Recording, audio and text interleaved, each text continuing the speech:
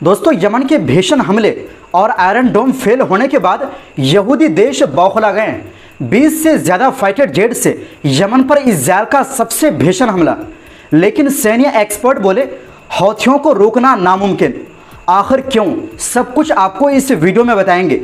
Houthi के सामने कैसे अमेरिका भी घुटने टेकने पर मजबूर हो गए थे, और साथ में आपको बताएंगे एक यूरोपीय देश स्लोवेनिया इजरायली पीएम नेतन्याहू और 2 कट्टरपंथी मंत्रियों को वांटेड घोषित कर दिया है। फिलिस्तीन के समर्थन में अब दुनिया लगातार कदम उठा रहे हैं। इनके अलावा फ्रांसीसी आसमान से नेतन्याहू का विमान क्यों नहीं गुजरा, आखिर किस बात का डर था, इस वीडियो में आपको पता चल जाएगा। इनके अलावा साथ में आपको बताएंगे यूक्रेन के राष्ट्रपति जेलेंस्की पद छोड़ने का ऐलान कर दिया है। जानेंगे सर्वे में यूक्रेनी जनता किसको ज़्यादा पसंद करते हैं। तो बिना समय गंवाए खबरों की शुरुआत करते हैं। दोस्तों, इजरायल ने यमन पर अब तक का सबसे भीषण हमला किया है और 20 से ज़्यादा फाइटर जेट से यमन पर बमबारी कर दी। लेकिन सवाल यही है कि क्या हौथी की इजरायल ने कमर तोड़ दी है? क्या अब हौथी इजरायल पर हमला नहीं कर पाएंगे? तो इसका जवाब आपको इस वीडियो में मिल जाएगा। अल जजीरा के मुताबिक सैन्य और रणनीतिक मामलों के जानकार कर्नल हातिम करीम अल फलाही का कहना है कि इजरायल यमन के हौथी के खिलाफ डर पैदा करने वाली ताकत हासिल नहीं कर पाएगा, चाहे वो कितनी भी जोरदार हवाई हमले क्यों ना कर ले। उनका कहना है कि इस टक्कर की प्रकृति, भौगोलिक हालात और इंटेलिजेंस की सीमाएं इजरायल को इस लक्ष्य तक पहुंचने से रोकती है। फलाही ने बताया कि हाल का हमला, जिसे अब तक का सबसे भीषण हमला कहा जा रहा है, दरअसल उस ड्रोन हमले का सीधा जवाब था जिसमें इजरायल के इलात शहर में 50 से ज़्यादा लोग घायल हुए, जिनमें कई की हालत गंभीर थी। इसी के बाद इजरायल ने ताकत दिखाने के लिए भारी हमले किए। इस बार के हमले में 20 से ज़्यादा लड़ाकू विमानों ने हिस्सा लिया और करीब 65 मिसाइलें दागी। इनके निशाने पर सैन्य और सुरक्षा ठिकाने थे, जैसे कि चीफ ऑफ स्टाफ का दफ्तर, इंटेलिजेंस दफ्तर, सैन्य कैंप, हथियारों के गोदाम और कुछ मीडिया संस्थान। लेकिन असल में इन जगहों को पहले ही खाली करा लिया गया था, इसलिए असर बहुत बड़ा नहीं पड़ा। और हौथी का कहना है कि उसने बहुत सारे इजरायली फाइटर जेट्स को खदेड़ भी दिया। इजरायल की मीडिया ने इसे अब तक का सबसे बड़ा हमला बताया, जबकि सना से मिली जानकारी के मुताबिक 10 से ज़्यादा हवाई हमले शहर पर किए गए। वहीं तेल अवीव से आए सैन्य बयानों में कहा गया है कि आने वाले दिनों में हमले और बढ़ सकते हैं। फलाही के मुताबिक असली दिक्कत यह है कि इजरायल के पास हौथियों की सही इंटेलिजेंस नहीं है। इसी वजह से वो उनके असली ठिकानों को निशाना नहीं बना पा रहा, खासकर मिसाइल लॉन्चिंग साइट्स और ड्रोन बेस। यही वजह है कि उनके हमले ज़्यादातर बेतरतीब साबित हो रहे हैं। याद रहे, इलाद पर हुए ड्रोन हमले को आयरन डोम यानी इजरायल का एयर डिफेंस सिस्टम रोक नहीं पाया था। जांच में सामने आया कि ड्रोन यमन से 1800 किलोमीटर का सफ़र तय करके इलाद पहुंचा और वहां होटल वाले इलाके में जाकर सीधे टकराया। फलाही ने कहा कि अमेरिका भी 40 दिनों तक लगातार हौथियों पर बमबारी करता रहा, लेकिन उनके हमले रोक नहीं पाए। तो फिर जो काम वाशिंगटन अपनी भारी ताकत के बावजूद नहीं कर सका, इजरायल टुकड़ों टुकड़ों में बमबारी करके कैसे कर पाएगा। उन्होंने आगे बताया कि यमन की भूगोल भी हौथियों के पक्ष में है। वहाँ ऊंचे ऊंचे पहाड़ और दूर दराज के इलाके हैं, जहाँ नज़र रखना और हमला करना आसान नहीं। साथ ही हौथी भी अपने तरीके बार बार बदलते रहते हैं, कभी मिसाइलों से, कभी ड्रोन से, जिससे उन्हें पकड़ पाना और मुश्किल हो जाता है। फलाही ने कहा कि इजरायल और यमन के बीच 2000 किलोमीटर से ज़्यादा दूरी है। इसका मतलब ये हुआ कि इजरायल रोज़ रोज़ वहाँ फौजी ऑपरेशन नहीं चला सकता, जैसे वो गाज़ा या लेबनान में करता है। इससे हौथियों को खुला मैदान मिल जाता है कि वो अपने हमले जारी रखें। उन्होंने ये भी कहा कि यमन का मोर्चा बाकी जगहों से अलग है, क्योंकि इसमें सीधे तौर पर ईरान और इजरायल की टक्कर शामिल है। यही वजह है कि हौथी पीछे हटने वाले नहीं हैं, बल्कि पूरी ताकत से डटे रहने के लिए तैयार है। अंत में फलाही का कहना है कि इजरायल के मौजूदा हमले दिखावे के लिए भले ही बड़े नजर आए, लेकिन वो हौथियों पर असली दबाव नहीं डाल पा रहे। यानी हालात यही दिखा रहे हैं कि इजरायल के लिए यमन से आने वाला खतरा लगातार बना रहेगा।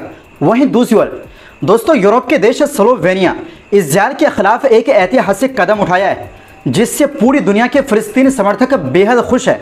दरअसल स्लोवेनिया की सरकार ने इजरायल के प्रधानमंत्री बेंजामिन नेतन्याहू, आंतरिक सुरक्षा मंत्री इतामार बेन गवीर और वित्त मंत्री बेतजालेल स्मोट्रिच तीनों को गैर मनचाहा शख्स घोषित कर दिया है। यानी अब ये लोग स्लोवेनिया में कदम भी नहीं रख सकते। रॉयटर्स के मुताबिक स्लोवेनिया ने नेतन्याहू पर सीधा देश में दाखिल होने पर बैन कर दिया है, क्योंकि उनके खिलाफ गाजा में युद्ध अपराधों का मामला है और वो अंतर्राष्ट्रीय आपराधिक अदालत ICC के वारंट का सामना कर रहे हैं। ये फैसला ऐसे वक्त पर आया है जब नेतन्याहू, बेन गवीर और स्मोट्रिच तीनों पर गाजा में जंग के दौरान युद्ध अपराध करने के आरोप लगे हैं। इसी के साथ पश्चिमी देशों का दबाव भी लगातार बढ़ रहा है। कई देशों ने इजरायल को हथियारों की सप्लाई बंद कर दी और कई ने आधिकारिक तौर पर फिलिस्तीन को राज्य का दर्जा दे दिया है। मतलब इजरायल पर अब मुसीबत बढ़ता ही जा रहा है, क्योंकि पश्चिमी देश जो पहले खामोश रहता था, यानी इजरायल के सपोर्ट में ही काम करता था, अब वही देश इजरायल पर एक्शन लेने में आगे दिख रहे हैं। कहते हैं ना, जो आसमान में हद से ज़्यादा उड़ता है उसका गिरना तय है, और जब गिरता है तो सीधे ज़मीन पर आकर धड़ाम से टकराता है। यही हाल अब इजरायल का होता दिखाई दे रहा है। स्लोवेनिया इस मोर्चे पर सबसे आगे दिखाई दिया है। उसने इजरायल के खिलाफ आर्थिक और राजनीतिक कदम उठाए और फिलिस्तीन को मान्यता देने में भी सबसे पहले पहल की।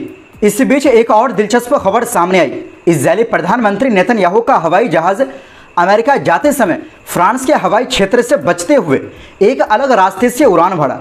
इजरायली मीडिया का कहना है कि नेतन्याहू ने ऐसा किसी भी कानूनी झंझट से बचने के लिए किया। याद रहे, ब्रिटेन ने भी पिछले साल साफ साफ कहा था कि अगर नेतन्याहू उनके देश आते हैं तो उनके खिलाफ कानूनी कार्रवाई हो सकती है, क्योंकि ब्रिटेन भी रोम स्टैट्यूट यानी ICC की संधि का हिस्सा है और उसे अंतर्राष्ट्रीय कानून मानना पड़ता है। उधर संयुक्त राष्ट्र मानवाधिकार परिषद के कई विशेषज्ञों ने भी मांग की है कि इजरायल को अंतर्राष्ट्रीय फुटबॉल इवेंट से बाहर कर दिया जाए। गुरुवार को परिषद ने फीफा और UEFA से अपील की कि गाजा में जारी जंग और तबाही को देखते हुए इजरायल के खिलाफ ठोस कार्रवाई करें।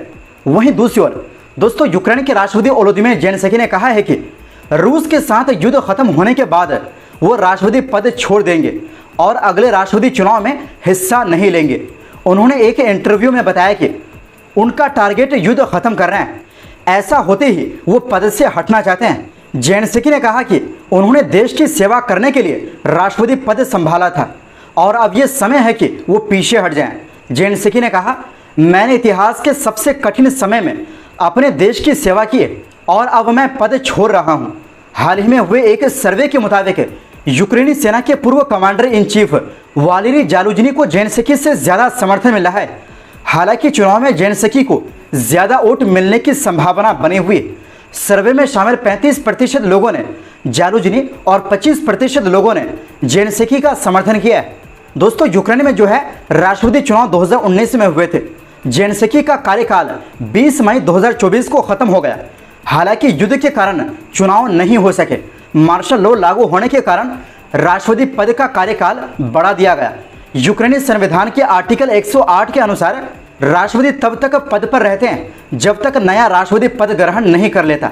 मीडिया रिपोर्ट्स के अनुसार यूक्रेन की सरकार राष्ट्रपति चुनाव की तैयारियां कर रही है, लेकिन चुनाव की तारीख अभी तय नहीं है। ये बयान ऐसे समय आया है जब रूस यूक्रेन के बीच युद्ध जारी है। ये कदम यूक्रेन की राजनीति में एक बड़ा कदम हो सकता है। दोस्तों, अमेरिकी राष्ट्रपति डोनाल्ड ट्रंप ने ज़ेलेंस्की को बिना चुनाव वाला तानाशाह तक कहा था। ज़ेलेंस्की पर भ्रष्टाचार विरोधी कानूनों को कमजोर करने के आरोप लग रहे हैं। उन्होंने ऐसे कानूनों पर दस्तखत किए हैं जिनसे भ्रष्टाचार विरोधी संस्थाओं की शक्तियां कम हो गई। इससे नागरिकों में नाराजगी बढ़ी। तो दोस्तों, फिलहाल के लिए इस रिपोर्ट में बस इतना ही।